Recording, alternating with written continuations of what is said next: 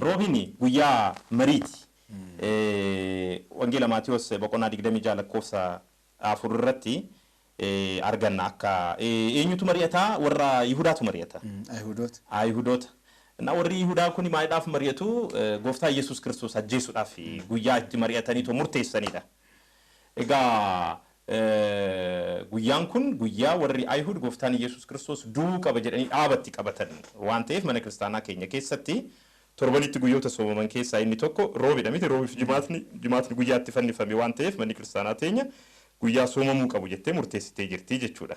Guyyaa dhugumatti nama gaddisiisuudha. Murtiin taanii murteessan. Ilma namaatiin murtii fayyadu ta'ullee nama dhugaan mararuuf ammoo yoo laaltu miidhaa gooftaa keenyarra ga'ee jaalala irratti hundooftee immoo gaafa laaltu waan murteessuu hin qabnedha kan murteessan. Al tokko tokko mari'achuun gaarii ta'ee mari'achuun keenya garuu waan hin taane murteessuudhaan nu ga'uu hin qabu. Mariin gaariidha. Garuu maal irratti mari'annaadha? Nama ajjeesuudhaaf mari'achaa jirra. Nama hidhuudhaaf mari'achaa jirra. Nama miidhuudhaaf shira xaxaa jirra. Dhokannee maalidha kan godgodaa jiru? Usus jennee kan nuti haasaa jiru maalidha? Dukkana keessatti dhokannee karaa adda addaatiin otoo namni nu argin suuta jennee wani nuti raawwachaa jiru maalidha? Waan waaqni nu argin nutti fakkaata. Namni nu arguu baachuu danda'a. Nama jalaa dhokannee too mari'achuu ni dandeenya ta'a. Waaqni garuu shira nuti dhoksaatti golatti xaxnu hundayyuu ni beeka. Inni isaafis nu gaafata. Kana hubachuun baay'ee barbaachisaadha. Kanaaf mariin gaarii ta'ee namni garuu marii abiyuus godha taanaan akkaataa kanaan mariin yoo hafe wayya. Mariin hammeenya akkanaa yoo hafe wayya. Mariiwwan kanaan wal fakkaatan fakkeenyaaf warri Baabiloon waaqa waraanna jedhanii mari'atan. Marii isaanii jalaa diigee afaan isaanii akka wal borcu taasise. Al tokko tokko waan gaarii yoo hojjennu yoo hojjechuudhaaf karoorfachuu baanne afaan keenya akkanatti wal borca. Icciitiin keenya alatti firfirftama. Ati dhoksiteetoo kan mari'achuudhaa jette kana akka waliin galle taata. Waaqni al tokko tokko akkana nu godha. Yoo nuti gaarummaadhaan socho'uu baannee jechuudha. Kanaafuu maal mari'annaa kan jedhu kuni baay'eetti murteessaadha jechuudha fani. Heewaan fakkeenyaaf bofa wajjin mari'achaa turte. Maal mari'annaa qofa miti eenyu wajjin mari'annaa kan jedhu barbaachisaadha. Eenyu wajjin maal mari'anna? Eenyu wajjin maal haasofna? Nuti garaa keenya kan itti mannu eenyutti? Mariin keenya yeroo baay'ee dhugaa waliin qofa ta'uu qaba. Hafuura qulqulluu waliin qofa ta'uu qaba. Haqa waliin qofa ta'uu qaba. Hafuura qulqulluu waliin yoo ta'e eenyu waliin iyyuu yoo haasofne dhugaa irratti walii gallee too baanaa jechuudha. Yoo walii galuu baannes dhugaa keenya qabannee baanaa jechuudha. Mari'achuun dirqama dhaaba tokko qabachuudhaaf qofa miti. Falmiis of keessaa qabaachuu danda'a. Dhugaa qabaannaan garuu dhugaa kee qabattee baanaan garuu rakkoo hin qabu. Kanaaf guyyaa marii jenneetoo yoo kaasnu gaariidhaa mari'achuuni garuu maaliidhaaf mari'annaa? Akka warra Ayhud kana dhugaa ajjeesuudhaaf mari'annamoo akka warra Baabiloon seera uumaa boqonnaa 11 lakkoofsa 7 irratti bu'uura ibsameen afaan isaanii warra jalaa wal borce jechuudha. Akka isaanii kana gooftaa waaqa waraanuudhaaf mari'annamoo moo ammoo mariin gaariinis ni jiramoo? Sadan waaqni tokkichi seera uumaa boqonnaa 1 lakkoofsa 26 irratti nama bifa fakkeenyaa keenyaan haa uumnu jedhanii haasa'an mari'atan jechuudha. Mari'atan kana dhamiti waa'ee mari'achuun kun maal yaadachiise seetee numaayyuu waliigalii nuu tole jedha Oromoonis yoo waaqa kadhatu waliigaltee nuu kenni waliigalii nuu tole. Waliigalanii toluun kun gidduu isaaniitti haasaa qabaa jechuudha marii qabaa jechuudha kana kaasuudhaaf barbaadetan. Abbaan ilmii fi hafuurri qulqulluu waliigalanii nuu tolan miti nu fayyisaniiru yoo jennu fayyinsa keenya keessatti hayyamni abbaa hayyamni ilmaa hayyamni hafuura qulqulluu ni jira jechuudha. Miti abbaan ilma isaa erge yoo jennu hayyama abbaatiin qofa kan ta'e miti ilmis immoo hayyama isaatiin du'ee jechuudha. Kanaafuu mariin akkanaa ni jira kan waaqayyo irraa illee barachuu sadan waaqa tokkicha irraa illee barachuu dandeenyu jechuudha. Fakkeenyaaf immoo Abrahaam waaqa fuulduratti yoo dhiyaatu immoo wanni irratti mari'atee jira waa'ee Sodoomii fi Gamoora akka isaaniif dhiifama taasisuuf jechuudha. Seera uumaa boqonnaa 18 lakkoofsa 2 irraa eegalee maal jedha? Abrahaamis waaqayyo fuulduratti dhaabbatee ture. Abrahaam waaqayyo fuulduratti dhiyaate warra dhugootaa cubbamoota waliin ni balleessitaayi. Otoo warri dhugootaa 50 argamanii otoo kun argamanii jedheetu gaafachaa ture. Waaqa waliinuu maal mari'annaa kan jedhu baay'eetti barbaachisaadha. Waaqa fuuldurattis kadhannaan barbareeda bara waaqa wajjin haasaa jirra bara. Karoora keenya waaqa wajjin inni mari'annaa waan yaadu waan gaarii yaaduu dandeenya haa ta'u waaqni garuu irratti hayyama nuuf hin laanne taanan gaarummaan wanta tokko bilaasha gatiin qabu hayyama isaa gaafachuun ni jira biyyaaf gaarii yaaduu dandeenya mana kiristaanaatiif gaarii yaaduu dandeenya tajaajila keenya irratti gaarii yaaduu dandeenya jireenya keenya keessatti gaarii yaaduu dandeenya gaa'ila keenya keessatti gaarii yaaduu dandeenya waan yaadnu sana waaqa waliin akkamiin mari'annaa faarfannoo lama irrattis maal jedhaa hooggantoonnis waaqa fi masii irratti akkana jechuudhaan mari'atanii jedha irratti mari'atu waaqicha irratti jechuudha achumaan maal jedhu hidhaa isaanii haa kukkunnu gamada isaanii foo'aa isaanii ofirraa haa gannu yoo jedhan maal jedha waaqni samiirraa itti kolfaa jedha inni samiirra jiraatu waaqni itti kolfaa al sana lola isaatiin eekkamsa isaatiin ni dubbata eekkamsa isaatiinis isaan ni jeeqaa jedha kanaaf ni maal mari'annaa kan jedhu dhimma baay'eetti murteessaa ta'edha mana kiristaanaa keenya keessattis siinodoosiin ni mari'ata waa'ee maalii mari'ata waa'ee ergama duukaa bu'ummaa mari'achaa jira wangeelaan waa'ee hunda dhaqqabu mari'achaa jira waa'ee nageenya mana kiristaanaa mari'achaa jira waa'ee tokkummaa mana kiristaanaa mari'achaa jira waa'ee tajaajilicha lafa qabsiisuu mana kiristaanaa dhaloota dhufuuf ceesisuu mari'achaa jira maal mari'achaa jira siinodoosiin keenya gadi yoo buuta gara sibkatiin ni mari'ata maalidha kan inni mari'achaa jiru akkanumatti buutee dhuftu barattoonni sanbataa ni mari'atu dhuunfaadhaanis wal argines ni mari'anna maaluma mee wanni inni bu'aa buusu mana kiristaanaaf wanni nuti mari'anne jennee madaaluun baay'eetti barbaachisaadha ta'uu waan akkanumaan dadhabaa jirraa jechuudha waanuma inni ilaallanne irratti akkanumaan laphee of buusaa jirraa jechuudha wanni ittiin dabaltoo jiraate gara keettaa dhufu. Akkuma jetti namni mari'annu sunis murteessaadhaan jettu sana egaa ka'umsi mariin guyyaa roobii kun gooftaa Yesuus Kiristoos fannisuudhaaf garuu marii isaanii kan gaggeeffame keessaayis alaayis ammas taanaan waan waaqayyo keessaayis alaayis yoo jettu ifa godhi keessaayis alaayis on siin jedhu alaay ayihudootatu mari'ata keessaa warra yihudaatu mari'ata ala eeshi keessaa immoo yihudaa waammatan keessaa jechuun gooftaa biraa jechuun keessi achuma maxxanee kan jiru fakkaatee kan jiraatu keessaa yihudaan ni jira ala immoo kan jiran ayihudoonni ni jiru jarreen kun lamaan iddoo tokkotti waan walii galanidha hammeenyaaf ammas taanaan warri dhaaba lama dhaabbatan jiru jechuudha ammas taanaan namoonni waa'ee gooftaan Yesuus Kiristoos fannifameera du'a ka'ee moo'ee ka'ee injifatee karaa samiitti ol keerenne amma garuu mana amantaa jirtu tanarratti keessaayis taa'ee alaayis taa'ee kan walii galanii ishii jigsuudhaaf balleessuudhaaf namoonni ishirra xaxan jiru. Garuu gaarii fakkaatu dukaabota 12 keessaa tokko jedhamuu danda'u maaddii gooftaa wajjiniin kutatu warra filatamtoota jedhaman bira jiru. Akkasuma amma wanna ati baay'een irratti xiyyeeffachuu qabdu maal jedheen eenyuun nu agarsiisadhaan rakkoon isaanii inni tokko rakkoo isaanii sana furmaata kan laateef Yihudaadha. Qarshii qofa naa kenna jedhe qarshii qofaaf laal gooftaa isa jaalatu isa oggaa meeqa guutuu isa laatee isa jiraachisee isa wajjin kunuunsee isa hammatee jiru san qarshii 30 argachuudhaaf jecha waaqa isaa dabarsee laate dabarsuu laachuu qofaa miti wantu irratti raawwatame sun iyyuu waan baay'ee sammuu namaatti ulfaatu. Kanaaf qulqulluun Paawulos maal jedhaa maallaqa jaalachuun hidda hammeenyaati jedha. Namoonni tokko kana jaalachuu isaaniirraan kan ka'e amantii keessaa ba'anii ifii isaanii waraananii jedha. Tokko isa lammaffaa gooftaan Yesuus Kiristoos yeroo barsiisu gooftaa lamaaf bitamuu hin dandeessanii jedha. Tokko anaaf tokko qarshiidhaaf. Bara ammaa kana keessatti dagaagee kan jiru waaqa caalaa waaqessaa jiru maallaqadha. Itti aansee inni amma alaayis keessaa isoon siin jedhu kana akka yaadannuudhaaf. Egaa kuni maal yaadachiisee qarshiidhaan wanni hin taane hin jiru bara keenyatti mana kiristaanaa irratti qofa miti hawaasummaa keenya keessattis rakkoon akkanaa ni uumama kan obboleessa ofii dabarsee laatu ni jira maallaqa waan argatee fi kan abbaa ofii maatii ofii kan maaddii waliin kutate kan mijuu waliin uunate kan waa hedduu waliin dabarse utoo waa takka iyyuu ittiin dhagaamin maallaqaaf jecha dabarsee kan kenne ni jira. Kaan fedhii siyaasaaf ta'uu danda'a, kaan fedhii hawaasummaatiif ta'uu danda'a, kaan fedhii dinagdeetiif ta'uu danda'a. Garuu kanneen hundayyuu keessatti kan dabarsee obboleessa isaa kennu namni baay'een bara keenya keessatti maallaqaani. Maallaqa kanarraa of eeggachuun baay'eetti barbaachisaadha. Akka salphaatti ilaalamuu hin qabu. Hiyyeessa baay'eerra rakkoo qubatudha. Uummata baay'eerra rakkoo qubatudha. Amma obboleewwan maallaqaaf jecha shirri isaan raawwatan isaanumarra qofaa kan qubatu miti. Sirnicha bu'uurarraa diiguu jeequu danda'a beektaa. Hariiroo hawaasummaa keenya isa naga qabeessa kana hedduu booressuu danda'a.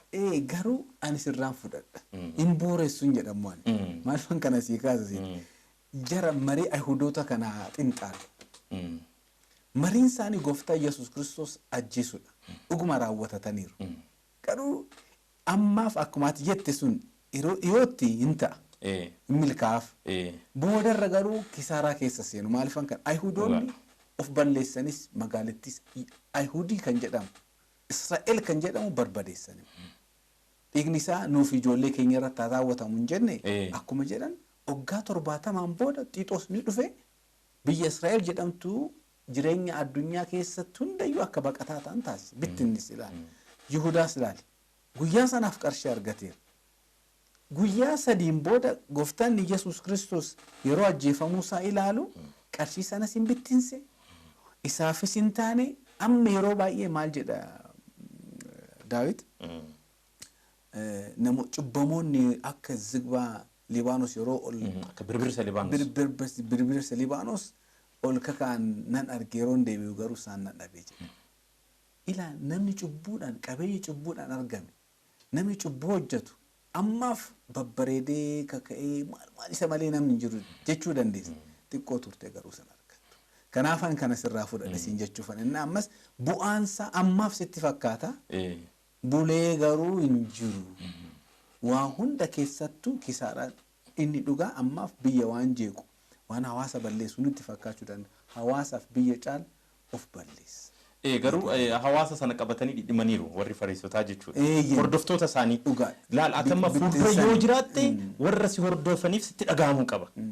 Maal ta'uu bu'aan isaanii namoota isaan hordofan hundayyuu akka dhidhiman godhanii jiru. Namni fuuldura yoo jiraate luba ta'ee hangawoo ta'ee barsiisaa ta'ee fuuldura yoo jiraate at least ofiisa qullee baate hordoftoonni kiyya feetiin isaanii maal ta'a warri na dhaggeeffata warri narraa fudhatanii hedduutu jira. Ani tarii maallaqa argadheera ta'a garuu bu'aan isaa saba kee dhuguma ni jaalatte yoo ta'e warri Ayihud bar saba isaanii dhuguma ni jaalatu yoo ta'e kanarratti hirmaachuun qaban ture. Warri Fariisota dhugumatti sabboontoota ta'anii biyya isaanii warra jaalatan otoo ta'anii kana raawwachuun qaban iyyuudha. Hammeenya akkanaa soba akkana nagarroo akkana uummata isaanii barsiisuun qaban iyyuudha. Dhugaa irratti waan akkana raawwachuu waan takka uummata ofii barsiisuun qaban iyyuudha. Akka Niqoodiimoos dide jechuu qabu. Diduu qabu. Marii isaanii keessaa kan dideme Niqoodiimoos. Wangeelii boqonnaa 7 irratti iyyuu bar haa qabamu jedhaniitu yommuu isaanii ajajaniitu maaliidhaaf hin qabne jedhanii warra ajajaman sana gaafa ittiin eekkaman warri Fariisotaa Niqoodiimoositu mormee bar seerri keenya akkas waan jedhu ni qabaayee. Otoo abbaan sun hin dhaga'amin otoo dhimmichi hin qulqullaa'in murteessuudhaaf seerri nuuf fayyamu ni jiraayee jedheetu gaafachaa ture. Akkanattis keessaa ba'uun ni danda'ama. Hoo jenneetuma waanuma sirrii hin taane keessatti faayidaan yookaan wanni ta'e qofti waan nu mirkanaa'eef shubbisuun qabna. Dhaabbannee ilaaluu qabna. Ani waan natti toleeffanii kana kaasaa jira. Keessattuu maal kan jedhu ni jira Ibroota boqonnaa 10 lakkoofsa 24 haga 25tti maal jedha. Jaalalaa fi hojii gaarii hojjechuudhaaf akka dammaqnu waliinii keenya wal haa ilaallu jedha. Jaalalaa fi kan nuti mari'annu kan nuti wal qeeqnus kan nuti wal gaafannus jechuudha. Hojii gaarii hojjechuudhaaf akka dammaqnuuf malee hojii hamaadhaaf wanni wal qeeqnu wanni wal gaafannu wanni mari'annu hin jiru. Inumaayyuu keessa darbee Ibroota 3:13 irratti maal jedha? Isin keessa namni tokkoyyuu xiiqeffataa kan taane mari'adhaa. Inumaayyuu xiiqii hambisuudhaaf, lola hambisuudhaaf, inaaffaa hambisuudhaaf, hammeenya hambisuudhaaf taatu mari'adhaa. Lakki kun nurraan bareedu, lakki kun akkana raawwachuu qabnu. Sobni nurraan bareedu, hammeenyi nurraan bareedu, sirrii miti jennee gatteenyee carraatti mari'annu argachuu qabnaa jedhee waan ayyaa dhufanii kanarratti xiyyeeffadheetoo yeroo kana konsiiyum kan goone. Obboleewwan otoo waliin ta'anii gaariidha miti. Jedha faarfannoo 132 irratti gamtaan otoo ta'anii gaariidha. Gamtaan maaliidhaaf taa'u gaariis kan ta'u yoomi waan gaarii hojjechuudhaaf yoo ta'e yoo murteessanidha jechuudha. Taansee guyyaan kun guyyaa foolii gaarii jedhamee beekama. Gaafa roobiin kun foolii gaarii Maariyaam haati foolii gaarii qabattee dhiyaatte shittoo qabattee kara gooftatti dhufti sanatti yaadatama. Aarsaa gootee miila isaa irratti dhiyeeffatte egaanus foolii gaarii qabaachuu qabna. Foolii gaariin kun kan dhadhamamee dhumne ta'uu qaba. Funyaan hawaasa keenya keessatti, ija hawaasa keenya keessatti, arraba hawaasa keessatti, gurra hawaasa keenya keessatti kan fudhatamu. miira namaatiin seenee hawaasicha kan gammachiisu foolii gaarii guyyaa jedhamee itti yaadatamudha. Egaa kuni wangeela Maatiyos boqonnaa 26 lakkoofsa 6 naannoo 13tti yeroo dubbisnu egaa mana Simoon keessatti isaan otoo taa'anii jiran eenyu duukaa bu'oonni fi gooftaan Yesuus Kiristoos gooftaan Yesuus Kiristoos karatti seentullee hin arganne beektan. Ammas taanaan namni foolii gaarii qabu nama aarsaa gaarii waaqayyoodhaaf qabatee deemu daandii dhabuu danda'a. Kara gooftaatti itti siqu rakkachuu danda'a. Rakkadheera jettee garuu duubatti deemuu hin qabdu. Rakkoo sana keessatti maalan yaadadha wangeela Maarqos keessatti boqonnaa isaa yaadadhu namoonni dhukkubsataa wayii qabatanii kara gooftaatti fidan. Gooftaa biraan gahuudhaaf balballi rakkisaa ta'e karatti darban dhabanii rakkannaa maal godhanii sooraa manichaa sana buqqisanii dhibamaa san wadaroodhaan godhanii kara gooftaa Yesuus Kiristoositti gadi buusan. Namni gaafa rakkate waan hin goone hin qabu beekta. Sana booda namichi sun baay'eetti kan isaan rakkatan san daandiitti galan dhabnaan ammas mana waaqaa keessa kara mana dhugaatti kara mana sagadaatti deemuudhaaf amantaa dhugaa barbaaduudhaaf namoonni yaadan karatti seenan dhabuu danda'u. Dhabeera jettee harka manattee taa'uu hin qabdu. Jarri kunuyyuu wannoo sana soraa sana buqqisanii namichi san galfataniiru. Maariyaamis dhabeera jettee duwwaatti hin deebine. Otuma ishii jibban badasii maal asii goota ati cubbamtuudha jedhanii akkasitti otoo tuffatanii arrabsan ishiin garuu cabsitee seentee miila gooftaa Yesuus Kiristoos irratti argamte. Kanaaf guyyaan sun guyyaa foolii gaarii jettee manni amantaa Maariyaam haadha shittootiin akkasitti ishii kaastii si yaadatti. Achumaan Yihudaan maal jedhe? Egaa baay'ee murteessaadha. Ani qabxii murteessaa waan ta'eef maal ibseete? Yihudaanii dibata kana yookaan immoo shittoo kana gaafa gooftaa Yesuus Kiristoos dibdu argeetu shittoo albaasxiroos jedhaani. Urgooftuun kun bari otoo gurguramee hiyyeessaaf kennamee samii irratti gatii guddaa qabayyuu jedhe. Yoo kana gooftaan Yesuus Kiristoos deebii gaarii deebiseef. Hiyyooliin yeroo hundas waliin jiraatu. Laalga amma Yihudaan achi keessaa kutaa maallaqaa waan ta'eef galiin inni argatu ni jira miti. Galiin harki 10 kan isaaf galu ni jira. Kanaaf galiin sun jalaa hafe jedheeti kan inni naafe. Namoonni tokko tokko gaariidhaaf waan hinaafanii iyyanii waca sitti fakkaata. Garuu dhuunfaa isaaniitti wanni isaan barbaadan ni jira. Waan waaqayyoodhaaf ta'een waan tajaajilichi galma ga'eef namoonni tokko tokko sanyummaa babal'atee siin jedhu. Waan afaan hin lallabde biyyi diigamtee siin jedhu. Bataskaanii teenyaan diigamtii kana booda ammaa gatiin qabnuu siin jedhu. Bataskaana fi addaanii miti isaan. Isaaf fedhii biraa qabu. Kan fedhii siyaasaa yookaan immoo afaanicha waan hin dandeenyeef ani asitti relevansiin kiyya gatii keessa seeda gaafii keessa seeda jedhanii waan yaadaniif isaan aarsa. Gooftaan garuu maal jedhanii hiyyooliin yeroo hunda si wajjin jiru. Ani taatee lukkudanii tokko sitti ba. Achi bakka dhaloota kootii manni kiristaanaa jirtu Kidaana Mirattiidha waadaa araaraati. Yeroo hunda gaafa waadaa araaraa sirni xwaafii ibsuu ni jira. Xwaafii sana ibsineetoo yoo faarfannu argeetti namichi tokko na gaafata. Hayilee maali garuu xwaafii kana hunda gurdanii tokko daballeessitan hiyyeessaaf yoo laattan xwaafii kana gurgurtanii maal ta'aadha jedhe. Seenaa kana dhitte. Gooftanii akkas jedhee arrasitti mul'ate ati maallaqa qabdu keessaa hiyyeessaaf mee maal raawwatteetta? Gaafa kabaja harmee keenyaaf ibsinu gaafa kabaja waaqayyoof qabnu agarsiisuudhaaf raawwannu kana sitti mul'ate dhuunfaadhuma keetiidha tamma hiyyeessaaf maal raawwatte mee xwaafii kanaaf atamma baasiin baasne kanarrattis hin hirmaanne mee maallaqa qabdu keessaa hiyyeessaaf meeqa laatte gaafa wanni gaariin ta'u waan gaarii waan yaadan fakkeessanii waan gaarii keessanatti cilaatti namoonni dibuudhaaf yaadan akka jiran agarsiisa. Egaa tajaajilichi kanneen biras darbuu qaba jechuudha. Waanuma gaarii deebisee fi eekamsa keessas otoo hin seeniin hammeenya isaas hin beekaman. Akka inni isa gurguruudhaaf yaades ni beekaman gooftan. Waa'ee kanaas isaas o'uu keessas seen. Waa'ee isa saaxiluu keessas seen. Injifannoon akkanatti si beekeedhaanii miti. Akkas akkasiidha jettee dhaadachuudhaanii miti. Injifannoon jaalalaan waa hunda bira darbu. Otuma beektu akka hin beekne. Otuma dandeessu akka hin dandeenye. Agartee otuma hubattu akka nu bannee ta'uudhaan injifannoon malee wacuudhaan qofa miti iyyuudhaan qofa miti yookaan immoo irree kee yeroo hunda agarsiisuudhaan qofa miti injifannoon. Fakkeenya ati kaastetti ambiraamu waan yaadachaa ati garuu daldalaa xwaafii ta'uu hin qabdu. xaafii sababeeffattee xaafii gurgurachuutti hin ka'in isiin jechuudha. Lakki adgaruu achi keessatti kan kaate amma xaafiin gurguramu sirrii gamoo sirrii miti otoo ta'e kabaja waaqayyootiif wanta ta'u irratti namoonni fedhiin dhuunfaan isaanii waan galman geenyeef si himatu jechuudha fedhe. Maalifan kana kaase xaafii ibsuu irratti ati waaqayyoodhaafan aarsaa dhiyeeffachuudha maal jettee akkuma kaastu sana namoonni immoo xaafii sana qofa madda galii isaanii taasisuudhaaf qofa qarshii namaarraa immoo akkasitti galii sassaabachuu hin qabanidha. Kan biraa guyyaan kun guyyaa imimmaanii jedhamee beekama.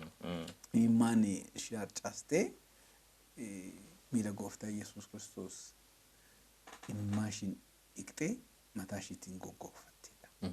Shittoon suni yeroo tokko tokko alagaadha. Alaa bitame beekta. Shittoon inni dhugaa imimmaa ishiirraa kan bu'e. Kennaan inni dhugaa imimmaan kadhannaa humna qabudha. Kadhannaa mo'achuu danda'udha. Kanaaf imimmaaniin miila gooftaa Yesuus Kiristoos dhiqxee egaa borumti isaa immoo gaafa kamisaa inni immoo yeroo duka boota isaa dhiqan laalla ammaaf garuu calqaba kan calqabde miila dhiquu kan calqabde Maariyaamaadha shittooti. Naashirra waan baay'ee barannaa ammaaf garuu wantoota akkasitti hogoone malee keessaa bahuu dandeenyu kara guyyaa afuraffaatti dhufnu gara kamisaa ta'a. Kabajamtoota hordoftoota qophii keenyaa mariin keenya kutaan sadaffaa torban dhukkubbii fi ayyaana hoosaa'inaa irratti taasisaa turre kanumaan xumuramee jira. Waan baay'ee akka irraa barattan abdiin keenya guddaadha. Mottaansuudhaan walaloo gabaabduu dhaggeeffattu erga walaloo kana dhaggeeffattanii booda sagantaan keenya kanumaan kan xumuramu ta'a. Kutaa afuraffaa fi isa dhumaarratti mariin taasifne ammoo sagantaa itti aanutti kan isiniif dhiyaatu ta'a. Maqaa Abbaa kan Ilmaa kan Hafuura Qulqulluu Waaqa tokko ameen. Warra abbaa lama kan keenya abbaan lama tokko kan foonii kan kanamaa akkana jechuun lakkaawamaa warra maccaa warra tuulamaa lixaaf shawaatti beekamaa warra mandii warra siikoo harmeef siiqqee akkoo warra raayaa kana seeboo kaabaa fi kibba dhaqqaboo warra ituu hambaanaa bakar waareen beekamnaa warra siibboo fi goonaa jedhamnee waamamnaa baatuu fi boora'aanaa dagaagnee jiraannaa. Abbaan hafuuraa kan amantii inni walaabuu kan duratti uumaan dhiiraa kan dubartii abbaan uumaa kan uumamaa uumama isaan beekamaa dhugoota isaan raajeffamaa tokkicha sadummaa addaa qajeelaan hundaaf goodaa abbaa ilmaa fi hafuuraa jiraataa bara baraa waaqa jabaadha kan jaalalaa Yesuus tikseen hoolaa abbaa waliin waaqeffamaa hafuura isaatiin beekamaa galanni waaqayyoodhaaf haa ta'u.